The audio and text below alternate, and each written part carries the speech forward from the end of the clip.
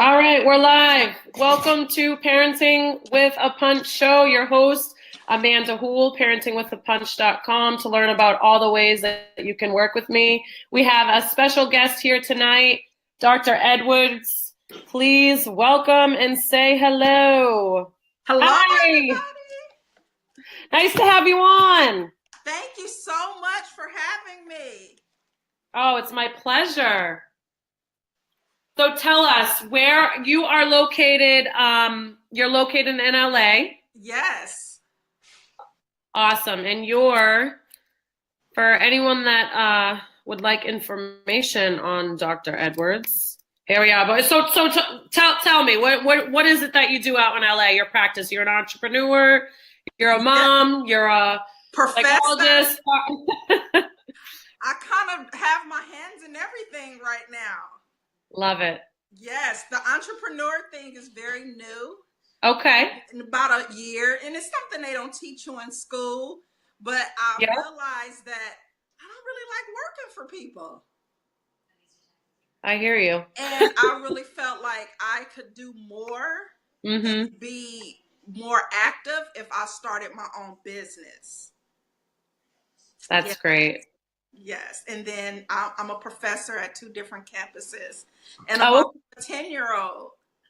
Very nice. Very nice. So where do you teach? What campuses are you at right now, and what are you teaching? I'm at Pacific Oaks College, and this semester I'm teaching a gerontology class, and I'm also teaching what other class? Oh, I'm teaching a class in their human development department called reflective teaching.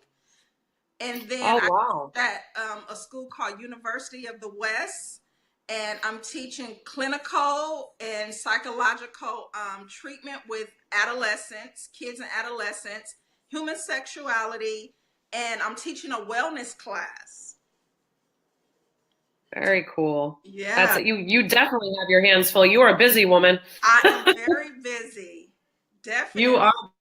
You are busy. So now I know that you work with youth, and what do you in your like daily practice, what are some of the clientele that you work with? Okay, so I'm gonna give you a brief of like my day. So of course my day starts when I get my son up, get him ready for school, drop him off. I have a few hours to do stuff around the house. Then I go in. So I work in a locked facility, and I see patients with severe mental illness. Okay. And some of my other patients are of older adults. So I work in a geriatrics in the daytime. And I teach at night, and then in my business, I work with families. So I work with families and schools. So my goal is to bridge the gap between parents, teachers, and the community. Absolutely. So that's my focus. That is amazing. That is like that's my love right there. So I love hearing that. So with and I know that you do a lot with like troubled youth too, right? I do a lot of gang intervention work, gang intervention and prevention. And, that's the important thing of bridging the gap between parents, schools, and the community is to help kids, help teachers understand parents and parents understand teachers, and then make it a community. We're a village, and that's how we keep our kids out of trouble, because we're trying to prevent kids from all that unstructured time that they have, from parents working. And that's why I really promote co-parenting, because I'm able to really take off in my career because I co-parent well with my son's father. He's a huge help. Yes. So my son is not alone, and he's not babysitting himself. He's either with me or him. And then, my family is very helpful as well. So I truthfully understand what it is to be a working parent. And, sometimes kids do have to stay alone, and that's how a lot of them get in trouble. Absolutely. Now, and do you see, and I'm sure in certain neighborhoods, but do you see a lot of that in or around your neighborhood, or? Not where I personally live, but neighborhood I grew up, I grew up in lower SCS. I grew up in the inner city. So I seen it all the time. I mean, I was a kid running around in the neighborhood, but neighborhoods were different back then too. Even though we lived in the inner city, the whole block, everybody knew each other. It's not like that now. So kids running around in the street could cause them to get into trouble. It's like if I was outside playing all day, if I did something wrong, one of the neighbors would come get you. Yes. And take you home, or they would, take care of it. Now it's not like that. We rarely know our neighbors now. I know, or you'd call up the neighbor, you'd have the neighbor's phone numbers, or, whatever. Right. Go over and knock on the door. Definitely. Now it's not like that. So it's definitely here in LA, we have gang violence is really high. I know, people see it on the news, see what's going on. Yeah. It starts in the home. Yes. It starts in the home, and at school, that's where kids are most of the day. And if we could get parents and teachers on the same page, it could help building that community. And I think that's missing now. Yeah, it is really true. I mean, my background, I'm a licensed teacher, and I tried teaching and doing, but I just, especially in working with children with special needs, and the behavioral piece of it, I have really strong classroom management. I think just naturally, I don't know, or maybe some of the work that I've done in the past and working with juvenile delinquent boys or certain, training, but if you don't have the classroom management piece, working in the schools for the kids that have that difficulty and don't understand or have like the tools to be able to manage, and then especially you don't have the communication with the parents, then it makes it really hard to bridge the two. So I commend you on trying to bring those two together, because I think it's so huge, and just to try and help the parents to engage, right? And exactly. And one of the things here is that when you in the lower SCS, we have a lot of kids whose parents don't speak English. In LA, it's a melting pot here. Yes. So we don't have, a lot of times these parents are afraid to come to the schools. They're undocumented. They don't have a lot of translators, so they feel uncomfortable. I went to a Catholic school and did a training last month, and it was predominantly Latino. And that was some of the issues that was brought up. And then, one thing that I learned culturally, they have a lot of grandparents are really involved. So it's so many people parenting that child. And it's a lot of coddling going on. Right. So my focus have been just really trying to provide parent trainings and trainings for the teachers. It's not a lot of training that the teachers aren't prepared to deal with violent students. Right. Yeah, no, absolutely. Or students with mental health issues. Right. Yep. I mean, as far as I'm sure, like even anxiety or depression, I mean, especially once you get into the older years, or I shouldn't even say that, because even in elementary and middle school, you start to see a lot of it, but it's hard to like pinpoint a lot of the times, right? And then you have those kids that's in the system, that's on medication. It's so many factors and so many layers that you guys as teachers have to deal with that people really don't know. And you guys, they don't train you guys to deal with it. Right. So that's the thing. We need to provide more trainings for teachers that's focused on those kids that do have mental health issues, understanding like the medications that they're on. You guys need to know the trauma history of these kids. Right. Yep. No, it's very, very true. Now, it's funny that, so with the trauma, I was just having a conversation with a client the other day. Now, do you find like with kids with trauma, and obviously I'm sure it depends on the approach and like how you deal with it, like more in like the talk therapy, or do you find that they benefit well when you have like the team approach with the parent, if that's even possible? Well, Or with kids, it's really hard to do talk therapy with younger kids. Um, it, it's it's play therapy is so people don't understand what they get out of play therapy with kids. mm-hmm. When they become teens, Yeah. it's easier to do talk therapy, but with kids, you can't sit down and really converse with kids. I For agree. them to really cognitively, they don't get what you're saying. So play therapy is something that therapists do with kids.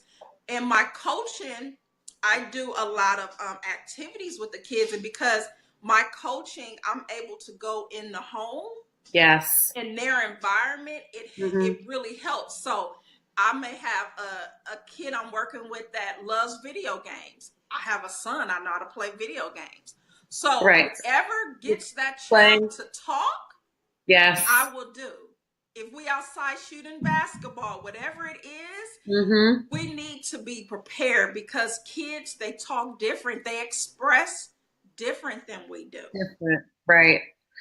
And it's up to us as like the providers and the adults to sort of like tune into that and to be able to recognize certain actions that are, calling out for help, or kids express themselves, and as we know, in very different ways. We want to label kids as bad, right? But how they express themselves, they letting us know something is going on. Something somewhere, either in a home or as a school, they may be getting bullied. Something is going on. When a kid is acting out, it's not just because, it's something. Right. There's always an underlying factor. You have to get to the root of the problem and figure out why it is that the child is acting out. Yep. Exactly. And if a kid is in an environment that communication is not key, like my son, he communicates very well. He will be a child that will be able to do talk therapy, because me and his dad really communicate with him. So sometimes it's like communicating with an adult, because he talks, he's so well spoken, and he could express the way he feels, and it makes sense. Right. But all kids aren't like that. Very true. Very true. But would you agree? Yeah, sorry, go ahead.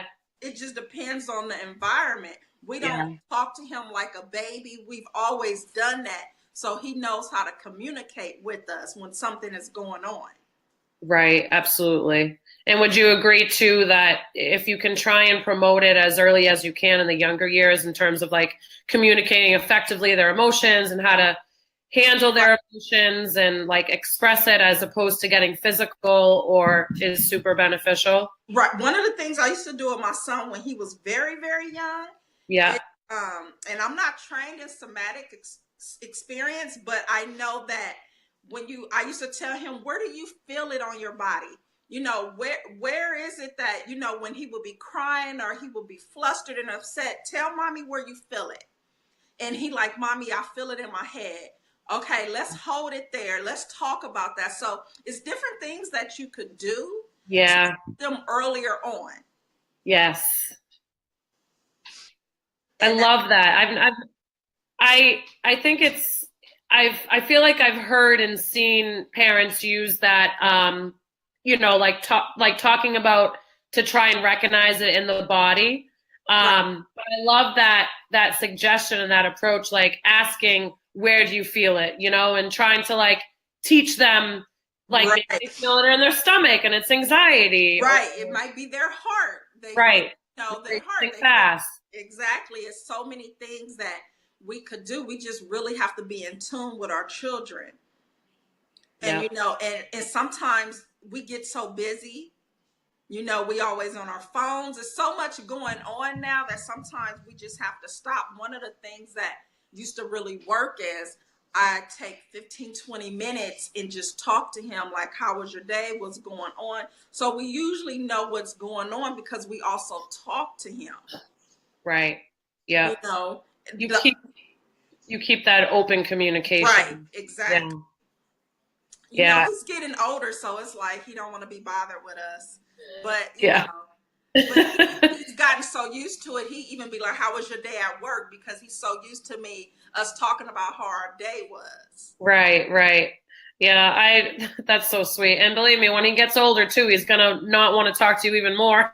All right. Exactly. Let's hope not.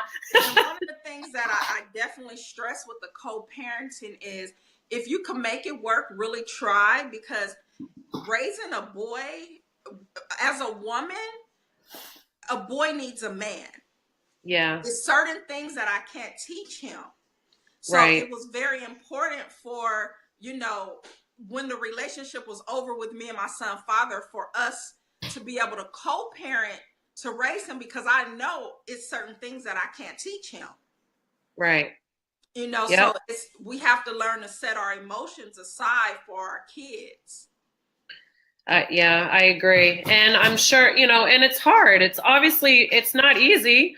It takes practice. You have to be conscious with it and just, and obviously I'm sure the communication you kind of have to like work through and figure out between the two of you how you can make it work so you're both not like on top of each other and you can come at it like fair. And and knowing that we are a team, and like, our son, he can't really get over on us too much because, we communicate.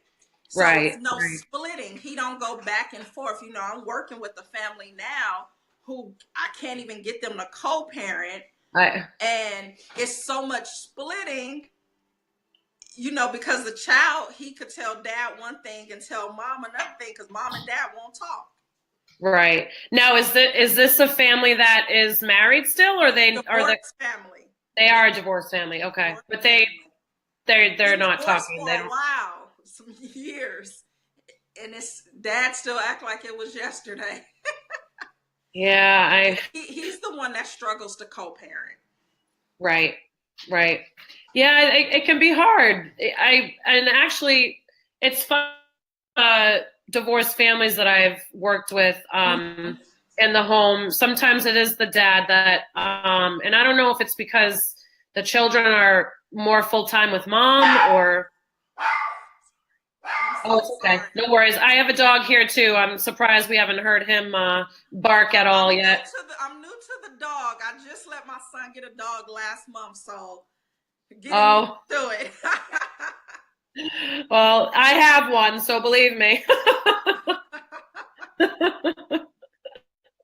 Well, that's good. I'm sure he loves it. Yeah, he does. He loves. My parents like have dogs, and he always asks for one. So I finally, let him get one. Good for you, Mom. Yes, I'm not into animals at all, but we make sacrifices for our kids. Right. No, absolutely. So so with the some of the work that you do like in the homes, is it prevalent out there, or I should say more so with trying to bridge the communication, or has it been sort of tough to sort of like work into that? You know what? It's different because I'm not coming at it with a therapeutic approach. One thing that I found is that with the coaching, especially with kids, a lot of them feel more comfortable. And I'm able to, if I was to do therapy, it's you come in the office, you have your 45 to 50 minutes, and then I'll see you next week. With the coaching, it's more intimate. So I think that helps. Like, I come to birthday parties, like I really get involved with the family structure. So I think that helps a lot and is very comfortable. Like one of the kids I work with, he looks forward. He was actually had the flu today and he did not want to miss. So I get there and I'm telling his mom, well, you could have canceled. She like, no, he never wants to cancel. He never wants to cancel. Oh, I love it. It's like my coach is coming today. I love it. Right. I think, sometimes, especially at the age he is, adolescent, it makes them feel a little bit more comfortable than saying, I'm going to therapy. Yeah, I agree. And really just like having someone come to their home, like their environment. Right. So the one thing I do is if they have if I believe they need long-term therapy, I will refer them. So I will not do coaching with them if they need long-term therapy. So that's the Right. first thing I'm really like, I would tell a family, your what's going on with you needs to be, you need to see a therapist. So Right. I'm Right. very like, mental health is like really, really important to me. And Yeah. some things, coaching, you need to see a therapist. And I make sure that I don't overstep those boundaries. Right. Right. Yep. Yes. Yeah. I mean, that's awesome. I actually, a lot of the families come to me after they've sort of exhausted the whole talk therapy in an office. And many families, like after years. Right. So I see, and I completely see the difference, like in going into the home as opposed to children sitting in an office, especially Yeah. the earlier years. It makes such a huge difference. Definitely, because the one thing is, when I did my training, and I used to work for a mental health agency where we would go out in the community and see our patients in the home. But we would do therapy in the home. But one thing that you still have to remember those boundaries, because it's a therapeutic relationship.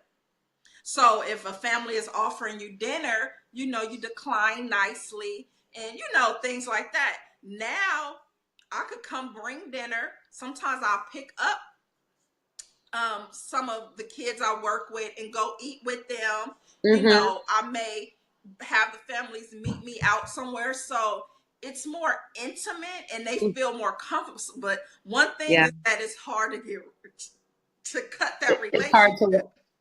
Oh, Yeah, because they get so comfortable with you. And a lot of parents don't mind paying the money, because some of them need help with their environment in the home. right. Yep. Yep. It's Down to true. cooking, down to structure, down to bedtime. I've seen it all. Yes. Yep. It's true. Mm-hmm. It's true. I mean, with the, we do like a lot of the same work, so I love it. Yes. And I love hearing, you're actually probably the first that, quite often I will sit and have dinner with my family. So I love hearing that I'm not the only one. Yes, that's the one thing that I love about coaching. Like, I'm a psychologist. I love therapy, but I just chose not to do therapy. Right. Yeah. When working with that population. Right. Right. So No, my business is strictly coaching and consulting, because I find that it just works better. Like me personally, if I don't have anything severe going on, but my son is, getting in a little trouble, I would rather have him, have a coach come in that could come in the house, see our environment, tell us, if anything needs to be changed, what we need to work on, so right. it's just easier. Yeah, I know. I I agree. I love that you love doing that part of it as opposed to like the talk therapy. Yeah. And some of the kids are like, oh my gosh, like you play video games, and and if God forbid if I beat them in like Madden or 2K, they like, how do you know I play this? And I'm like, I'm a mother. So sometimes you're doing things that their own parents don't do with them either. Right. And then you're teaching the parents how to interact with their children. Yes. Them to open up and talk to you. Sometimes it's easy as pulling out a board game or right that they like to do. Yep. It's true. 150%. Right. So true. Oh, love it. So I'm going to ask you a few questions. I mean, we already talked a little bit about it, but so your thoughts as a single mom and parenting on the same page and your experience with it. Wait, can you repeat that one more time? I'm sorry. Oh, it's okay. What are your thoughts, which we kind of really already talked about a little bit, but parenting on the same page with your co-parent and really like bridging that communication? You know what? I would say it wasn't easy in the beginning, Because once the relationship dissolves as adults, we hold on to emotions, and we try not to put it on the kids, but sometimes it's hard. And it was a point that, we couldn't even stand being around each other. We were like, oh gosh. But one thing for me, and we both had to just sit down and realize that we may not have worked, but now we have a kid, and we had to go back to, we were friends before. Right. We had a friendship before. So how can we go back to that? I hear your dog now. I know, sorry. No, it's okay. How could we go back to that and co-parent together? Mm-hmm. And that's what we went back to. The relationship is over, but we have a friendship now. We have a child. So at least for 18 years, we have to deal with each other now. So how can we make this work? Yes. And one thing I started to do, and I have a controlling spirit. I'm very alpha woman, and I control everything. That's one of the things I had to step back and allow him to parent how he parented. Right. Instead of telling him how to parent. Because I was a parent too. Who the heck I was. Yeah. I may have read more books about it, but that's what helped us. And that's what kind of bridged the gap between transitioning from relationship, us living together, having a baby, separating, and going our separate ways. No, I mean, it's not easy. It's definitely a process that you have to go through, both individually and then together, to try and co-parent. Right. And we co-parent a little different than most people co-parent, because we spend all the holidays together. We don't do separate things. We give birthday parties together. We do everything together. So it's not like he's with his dad for part of his birthday or part of Christmas. Like, we're very enmeshed. But my son understands that we are not together. Right. But he does get along, so we take him out to eat. We take him to we just do things as a family. Right. No, I think that's really special. I don't come across it often, but there have been a few families that and even through friendships where their families still to this day do that. And it's nice, but you're right. It's not easy for too many families to be able to do that. But if you can do it, then I think it's so important. And we've both moved on. So it's about making the other people in your life feel comfortable, but also understanding this is what you're going to be dealing with. Right. At the end of the day, our kid comes first, and this is what works for him.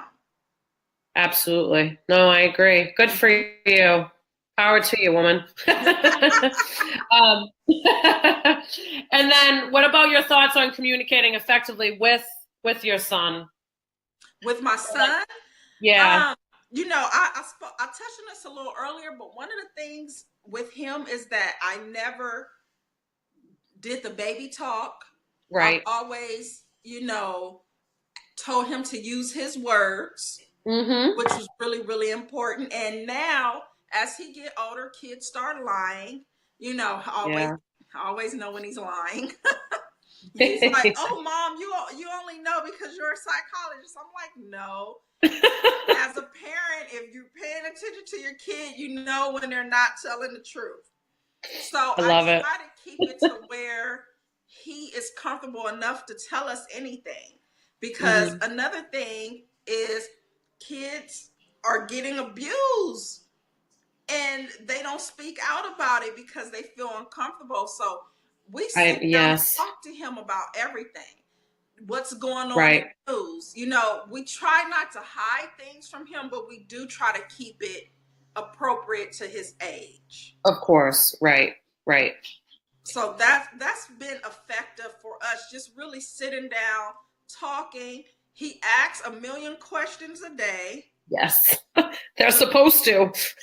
Lord, I'm like, at this age, they ask so many questions, and I try to be very honest with him.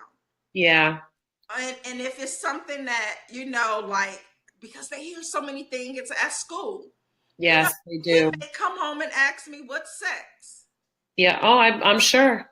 I don't doubt it. And I'm like, At that age, I actually hear that a lot at that age. oh my gosh, it's so many things that these kids are exposed to outside of the home. So you have to be honest. I agree. Right. Well, good for you. That's awesome. And so if you could give one tip to our viewers or parents watching, what would you say would be the number one thing that could help with them parent more ease and be more intentional in their parenting? Consistency is key. One thing that I learned through this journey of 10 years of parenting is being consistent and learning that time is more important than the presence, the activities you do. You don't need a lot of money to spend time with your child. Kids are easy going. We as adults make it a lot harder. You could spend a day at a park with a kid and they're happy. So that's the thing that I learned, is just being consistent and just spending time. And it could be, he has favorite shows. I pop some popcorn. We may watch a show together. You know, it's easy with kids. He may want to walk around to the park. It's not always about the money we spend. Right. Yes. So just that's awesome. And your parenting, if you tell a child, and I tell this to my teachers that I teach, I'm like, if you tell a child that you're going to put them on punishment for a behavior, but you don't do it, and then they do it again and you say the same thing, kids are smart. They know they're going to call your bluff each time. So you have to be consistent with kids, because sometimes they outsmart us. They do, and they pay attention. If they know, when you say you're going to do something, the next time they will know, and they will call you out on it. Oh, but you said this. You said that you were going to do this, and you didn't do it. And that's what you have to follow through. It's so And that's one of the things that I've just really tried to be consistent in my parenting with him, and really spend the quality time. Right. And that's, the advice I would give parents: just be consistent and, spend that time. Just because you're in the house together, that doesn't mean you're spending time together. Right. My son is getting older. He doesn't want to hang out that much. I have to go in his room, are you going to come out? So I kind of force him to spend quality time with me, because he's getting older. So he's not paying much attention to me anymore. But that's the advice that I would give. It's important. I agree. Thank you so much. You're welcome. It was such a pleasure having you on the show. Thank you for coming on and chatting with me. I hope to collaborate in the very near future. Yes, definitely. I will look forward to that. Yes, absolutely. So let's see if I can, for anyone located in the LA area, especially for in-person, reach out to Dr. Edwards, drsedwards.com. Let's see if I can get your website up on the screen. Doesn't want to work with me. drsedwards.com. So thank you, my viewers, for tuning in. It has been a pleasure this Monday evening. Have a good night. Parentingwithapunch.com to learn all the ways that you can work with me. Have a good one and keep asking for more. Bye. Bye-bye. Thank you.